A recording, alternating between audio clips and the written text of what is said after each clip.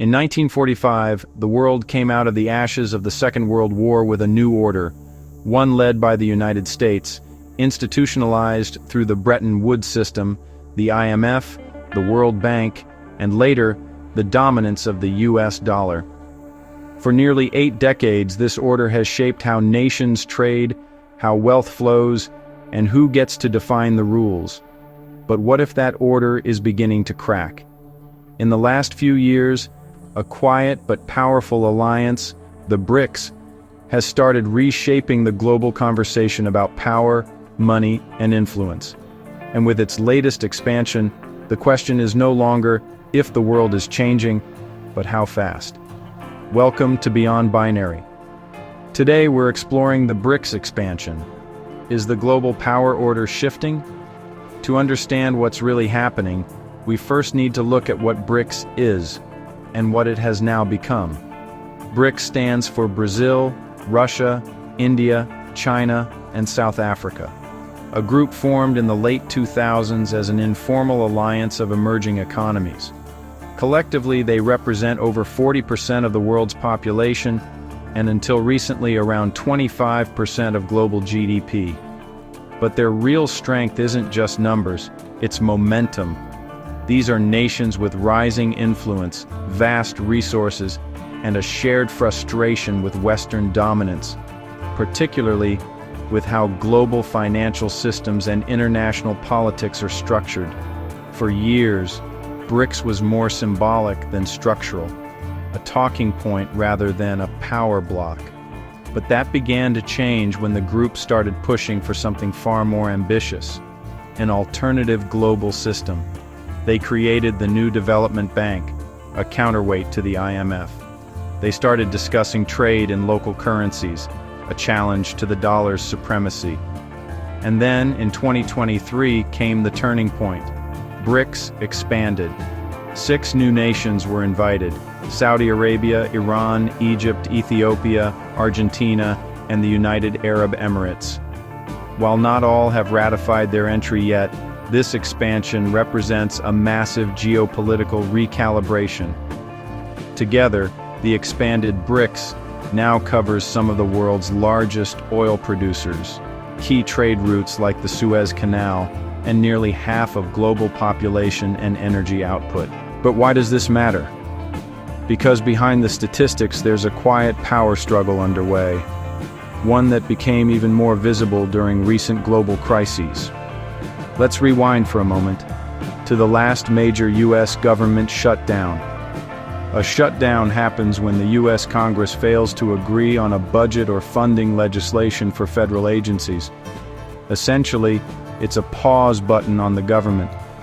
Federal workers stop getting paid, services shut down, and the world's largest economy suddenly looks fragile.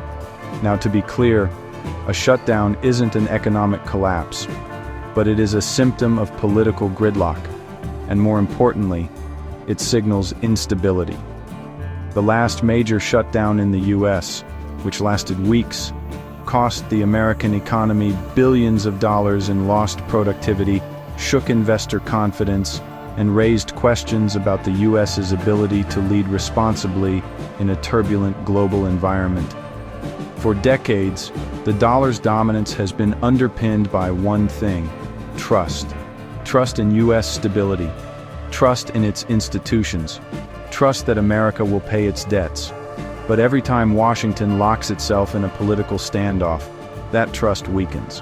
And this is where BRICS steps in. During these moments of U.S. vulnerability, the BRICS nations see opportunity. Their argument is simple. Why should the fate of global finance depend on one country's domestic politics? If the U.S. can't even fund its own government without drama, should the rest of the world keep relying on the dollar as the backbone of trade? That's why discussions around de-dollarization have accelerated. Russia, cut off from the Western financial system due to sanctions, is already trading in yuan and rupees. China is pushing its digital yuan internationally. India is experimenting with bilateral trade in local currencies. And Saudi Arabia, one of the biggest pillars of the Petrodollar system, is now flirting with accepting payments in currencies other than the US dollar. The timing couldn't be more symbolic. While the West faces internal divisions, rising debt, and economic slowdown, the BRICS bloc is expanding its network, not through ideology, but through necessity. Countries across Africa, Latin America, and Asia see BRICS not as a perfect system, but as a choice, an alternative to the one-size-fits-all Western model. However, it's not that simple. While BRICS presents itself as a united front, its members are far from aligned. China and India, for instance, are strategic rivals with border disputes. Brazil leans democratic, Russia leans authoritarian. Some members seek reform, others seek revolution. So, the big question is, can BRICS actually become a cohesive force? The short answer, not yet. But it doesn't have to. You see, the real power of BRICS isn't in formal treaties or armies, it's in narrative. The narrative that the global South deserves a bigger voice. The narrative that economic growth doesn't need to follow Western liberalism. The narrative that the world can be multipolar, with power centers spread across continents, not just clustered in Washington, London, or Brussels. And that narrative is gaining traction. In the last few years, more than 40 countries have expressed interest in joining BRICS or aligning with it. Some want access to its financial systems, others want diplomatic backing, but all share a common goal: diversification of dependence. Let's put it another way. For much of the post-war era, the West didn't just dominate global trade, it defined what modernity looked like, from technology to culture to finance. But as the digital age flattens borders and decentralizes power, that monopoly is fading. The BRICS expansion isn't about toppling the West overnight, it's about rebalancing. Imagine global influence as a scale. For decades, it's been tilted heavily toward the US and its allies. BRICS is slowly placing weights on the other side. One infrastructure deal, one oil agreement, one currency swap at a time. And here's the twist. Even Western institutions know this shift is happening. The IMF now predicts that by the early 2030s, the BRICS nations, if expanded, could collectively surpass the G7 in GDP when adjusted for purchasing power.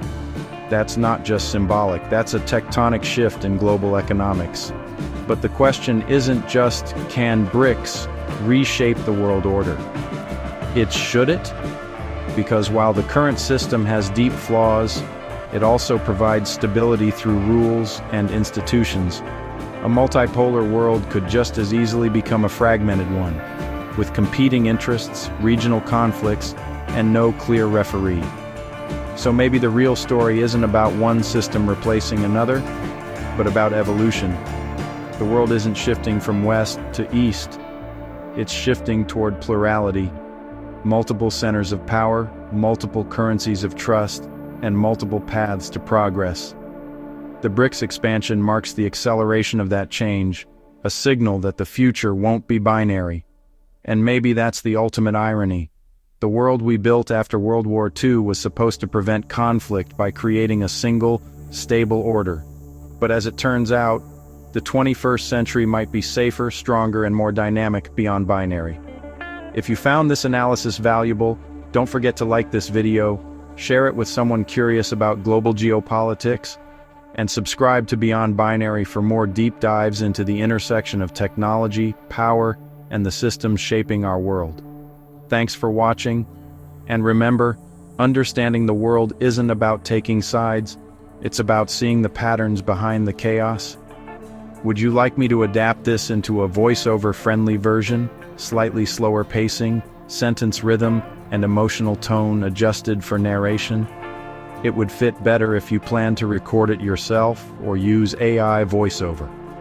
Settings: add word-by-word subtitle.